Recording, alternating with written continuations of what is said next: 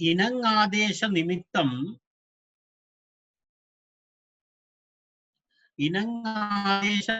एतदेव तदेव इनङ्गेव तु विधीयते ठक् तु पूर्वमेव अस्ति परन्तु तत्र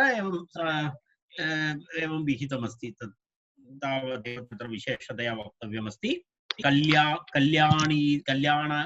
कल्याण्यादीनाम् इनङ् येषाम् इनङ्गादेशः स्यात् ठक् च कल्याणिनेयः बान्धगिनेयः इति अग्रिममस्ति कुलटायाः वा इति सूत्रम् कुलटाया वा समानार्थः केवलम् अत्र विकल्पविधिः अस्ति कुलटायाः वा ठक् प्रत्ययः इनङ् ठक् प्रत्ययः इति विधीयते इनङ् आदेशः विकल्पविधि कुलटाया वा इति विकल्पविधि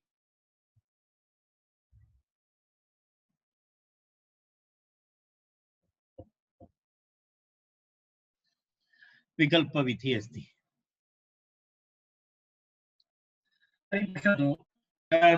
तथा एवमस्ति किं रूपं भवति कुलटायाः वा इति अस्ति खलु इनङ् मात्रं विकल्प्यते इनङ् मात्रं विकल्प्यते ठक् तु नित्यः पूर्वेण एव इति पश्यामः इनङ् मात्रं विकल्प्यते ठक् तु नित्यः पूर्वेणैव अत्र पूर्वसूत्रेण ठक् तु नित्यमेव अस्ति इनङ् विकल्प्यते तेन कारणेन किं भवति रूपद्वयं भवति एकं तु कौलटिनेयः इति रूपं भवति कौलटेयः इति अपरं रूपं भवति यदि एकरूपम् इन् भवति एय भवति अपरस्मिन् रूपे इन् नास्ति एय अस्ति इति रूपद्वयं भवति इनङ् मात्रं विकल्प्यते इति अस्ति इनङ् मात्रं विकल्प्यते तर्हि तथा सूत्रे तु नास्ति चेत् कथं ज्ञायते इति चेत् तत्र आचार्यः बालमनोरमाकारः वदति व्याख्यानादिति भावः तत्र व्याख्यानम् आश्रयणीयं तत्र भाष्ये वा कुत्रचित् स्यात् इत्यर्थः तत्र पश्यतु कुलटा इति शब्दः अस्ति कुलटा इत्युक्ते सती भिक्षुकी अत्र कुलटा इत्युक्ते कुलटा इति तत्र कुलटा इति शब्दस्य वस्तुतः अर्थद्वयमस्ति एकः अर्थः भिक्षुकी इति कुलटा इति स दरिद्रा अस्ति सा कुत्रचित् गृहेषु कुलानि अटन्ति इति कुलानि गृहाणि अटति इति कुलटा इति तद् भिक्षा एतदर्थं भवति तर्हि तस्य तु कुलटा इति शब्दः भिक्षुकी इत्यर्थः या वेश्यावृत्त्यादिकं करोति सापि कुलटा भवति सा भिन्नार्थः भवति या तु व्यभिचारार्थं कुलानि अटति तस्याः अत्र क्षुद्राभ्यो वा इति पक्षे ठक् प्रत्ययः भवति तस्य कुलटा इति असभ्या महिला इत्यर्थे कुलटा इति शब्दः अस्ति एषा कुलटा किमस्ति सती भिक्षुकी अत्र कुलटा अत्र एषा सती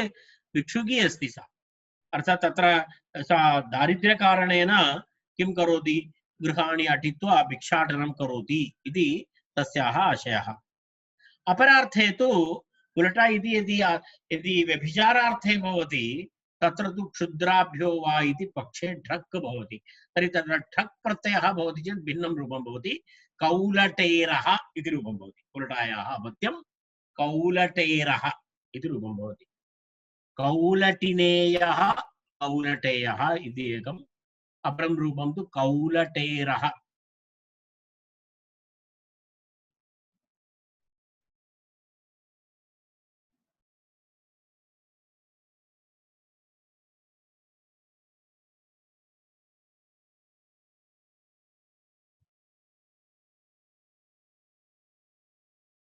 तर्हि पश्यतु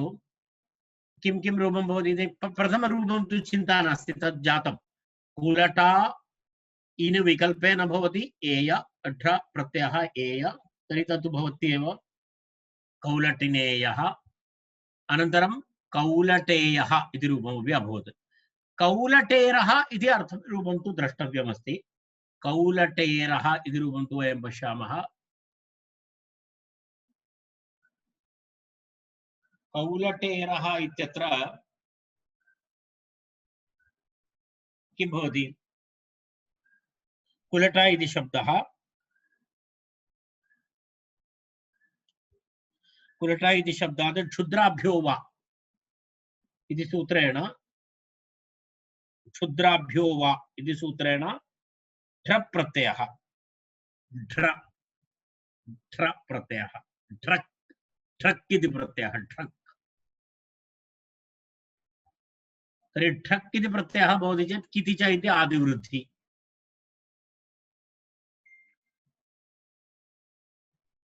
ठकारस्य स्थाने एय आदेशः, रा तु अस्ति एव तत्र।